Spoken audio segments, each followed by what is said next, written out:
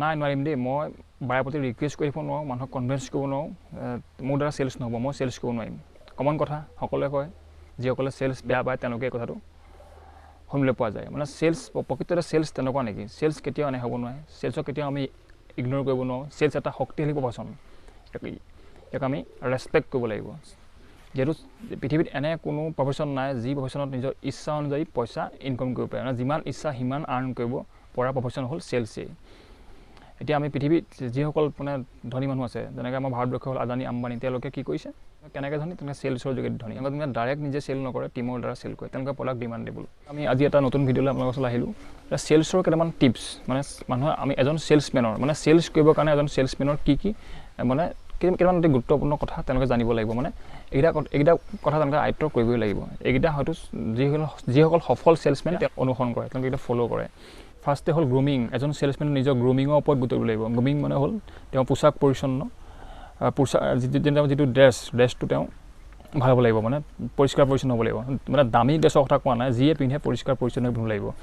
এটা smart look আনিব লাগিব এটা কনফিডেণ্টেল মাইণ্ড থাকিব লাগিব এটা কনফিডেণ্ট মাইণ্ড থাকিব লাগিব এটা জেদি মনোভাৱ তেনেকুৱা হ'ল প্ৰডাক্ট নলেজ তেওঁ আপুনি নিজে বনোৱা প্ৰডাক্টেই হওক বা কোম্পানী প্ৰডাক্টেই হ'ল যিটো আপোনাৰ কোম্পানীয়ে ট্ৰেইনিং দিব পাৰে জইন কৰাৰ লগে লগে প্ৰডাক্ট নলেজ কমপ্লিট লৈ লওক বা ইঞ্চুৰেঞ্চ পলিচিয়ে হওক যিয়ে নহওক আপুনি প্ৰডাক্ট নলেজ কমপ্লিট লৈ লওক যাতে আপুনি কাষ্টমাৰক প্ৰডাক্ট ডেমো দিওঁতে কোনো খোকোজা নালাগে আপুনি যিকোনো কাষ্টমাৰক প্ৰডাক্টৰ ডেমো দিবলগীয়া হ'ব পাৰে আৰু হাই প্ৰফাইল পলিটিকেল লিডাৰ হওক প্ৰফেচাৰ হওক টিচাৰ হওক চাইণ্টিষ্ট হওক যিকোনো মানুহক আপুনি প্ৰডাক্ট নলেজ দিবলগীয়া যাতে আপোনাৰ প্ৰডাক্টটোৰ ওপৰত কাৰো ইমান নলেজ নাই আপুনি যাকে তেওঁলোকে বিভিন্ন বিষয়ত তেওঁলোকৰ জ্ঞান আছে কিন্তু আপোনাৰ প্ৰডাক্টৰ ওপৰত আপুনিহে জানে কাৰণ আপুনি প্ৰডাক্টৰ বিষয়ে কওঁতে কমপ্লিট মানে কনফিডেণ্টলি কথাখিনি কওক আই টু আই কণ্টেক্ট দি যাতে আপোনাৰ প্ৰডাক্টটো লাগিলে বেয়াই হওক কথাখিনি ইমান ধুনীয়াকৈ কওক যাতে আপোনাৰ প্ৰডাক্টটো বেলেগ প্ৰডাক্টতকৈ 1000 গুণ ভাল সেইটো দেখাবলৈ চেষ্টা কৰক আমি কাষ্টমাৰক কোনো প্ৰডাক্ট আমি ডাইৰেক্ট চেল কৰিবলৈ চেষ্টা কৰিব নালাগে এজন কাষ্টমাৰক আমি লগ পোৱাৰ লগে লগে তেওঁক বিভিন্ন ধৰণৰ কথা পাতিব লাগে তেওঁৰ লগত কথা পাতি এটা সম্পৰ্ক সৃষ্টি কৰিব চেষ্টা কৰিব লাগে ডাইৰেক্ট কোনো প্ৰডাক্টে নহওক কাষ্টমাৰক ডাইৰেক্ট চেল কৰিবলৈ চেষ্টা কৰিব নালাগে কেতিয়াও নলয়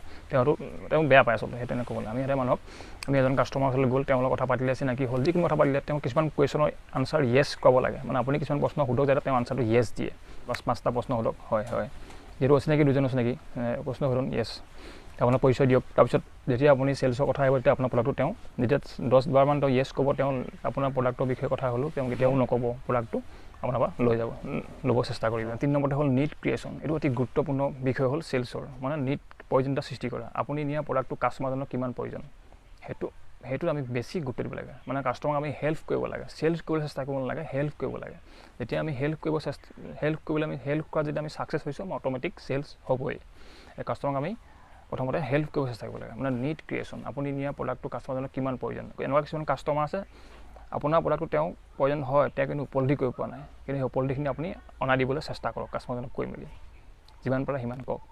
আৰু প্ৰডাক্টৰ বিষয়ে ইমান ধুনীয়াকৈ বুজাওক যাতে ইমান কনফিডেণ্টলি কওক যাতে তেওঁ প্ৰথমতে কাষ্টমাৰজনে আপোনাক মানে প্ৰডাক্ট চেল কৰাৰ আগত আপুনি বিক্ৰী হ'ব লাগিব মানে আপোনাক বিশ্বাসত ল'ব লাগিব কাষ্টমাৰজনে আপুনি কথাখিনি কনফিডেণ্টলি আই টু আই কণ্টেক্ট মানে চকুতে কথাখিনি ধুনীয়াকৈ কওক ড'ৰ টু ড'ৰ মাৰ্কেটিং চেলছৰসকলে তেওঁলোকে সকলো এক্সপিৰিয়েঞ্চ মানে সকলোখিনি মানে চেলছৰ অভিজ্ঞতা আয়ত্ব কৰে যিকোনো কাষ্টমাৰক যেতিয়া তেওঁলোকে ফেচ আপ কৰিবলগীয়া হয় সেইকাৰণে এজন চেলছমেনৰ যিকোনো বিষয়ত জ্ঞান থাকিব লাগে তেতিয়া ভাল আমি এটা চাইকটিক মাইণ্ডো হ'ব লাগে এজন চেলছমেনৰ কোনজন কাষ্টমাৰ ল'ব কোনজন নলয় সেইটো আমি ধুনীয়াকৈ আয়ত্ব কৰিবলৈ শিকিব লাগে আৰু ডেমো ডিটেইলছ যিকোনো মানুহক ডেমো নিদিব আপুনি এজন মানুহৰ ঘৰলৈ গ'ল বা ক'ৰবাত চেল কৰিলে কাষ্টমাৰ অলপ চাই লওক যে এজন ল'ব নলয় তেওঁকহে ডেমো দিয়ক আৰু ফাইনেন্সিয়েল ডিচিশ্যন যিজনে ল'ব কাষ্টমাৰ কিছুমান কাষ্টমাৰ আছে পইচা আছে নলয় কিছুমানৰ পইচা নাই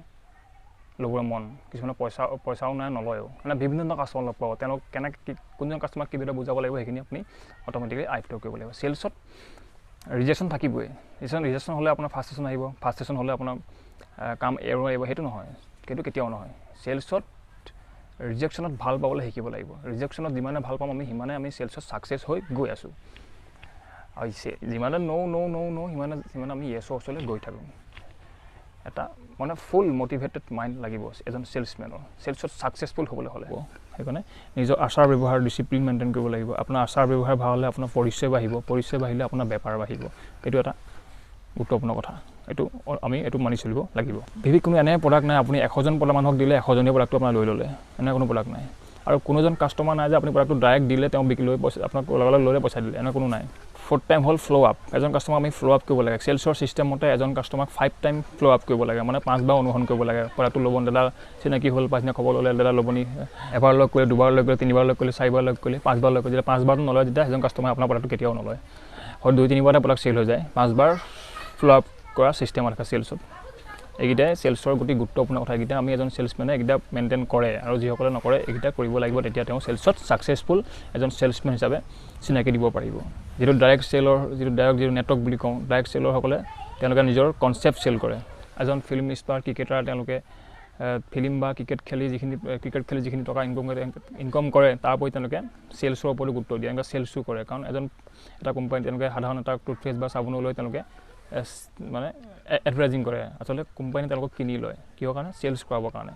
মানে তেওঁলোকে কোম্পানীৰ কাৰণে তেওঁলোক টপ 1 কাষ্টমাৰ কাৰণ তেওঁ প্ৰডাক্টটো লৈ তেওঁ ইউজ কৰি দেখাই দিলে মানে তেওঁ অলৰেডি চেল কৰিছে মানে তেওঁ চেলছ কৰিবলৈ চেষ্টা কৰিছে মানে কোম্পানী যিটো পইচা দিছে তেওঁ এক বা 20-30 ছেকেণ্ডত এডভাৰটাইজিং কাৰণে তেওঁ 3-4 কোটি টকা দিছে মানে তেওঁ অলৰেডি চেলছৰ লগত অন্তৰ্ভুক্ত হৈছে মানে তেওঁ বস্তুটো লৈ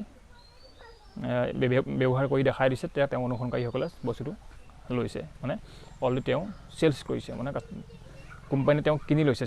চেল কৰিবৰ কাৰণে কোম্পানীয়ে এজন বা বলিউড ষ্টাৰ বা এজন ক্ৰিকেটাৰক কোম্পানীয়ে কিনি লৈছে চেল কৰি দিয়ক আমাক এইটো চেল কৰি দিয়ক অলৰেডি তেওঁ চেল কৰি দিছে ষ্টাৰজনে চেল কৰি দিছে মানে চেল কৰি তেওঁ মানে এডভাৰটাইজিং কৰি দেখাইছে চেল কৰি দিছে টকা লৈছে সেইকাৰণে চেলছৰ লগত চব জড়িত সকলোখিনি মানুহ চেলছৰ জড়িত আমি সদায় আমিতো কিয় বেয়া পাব লাগে চেলছ কৰিবলৈ আমি সদায় কিনি থকাতকৈ বিকিবলৈ শিকিব লাগে তেতিয়াহে মানুহ আৰ্ণ কৰিব পাৰি সকলোৱেতো চেল নকৰে যিসকলে চেলছত প্ৰতি যাৰ ইচ্ছা আছে সেইদিনা আমি চেলছৰ কামত ওলাই যাওঁ মানে যিটো আমি সদায় চেল কৰিবলৈ যাওঁ এনেকৈ যাব লাগে যে আজি মই 50 জন বা 100 জন মানুহৰ লগত চিনাকি হ'ম এনেকৈ যাব লাগে মই আজি ইমান প্ৰডাক্ট চেল কৰিম বুলি যাব নালাগে মই আজি 50 জন মানুহৰ লগত চিনাকি হ'ব যাম কি ভাল কথা মোক আজি তেওঁলোকে চিনি পাব ময়ো তেওঁলোকক চিনি পাম কথা পাতিম মোক আজি 50 জন মানুহে চিনি পাব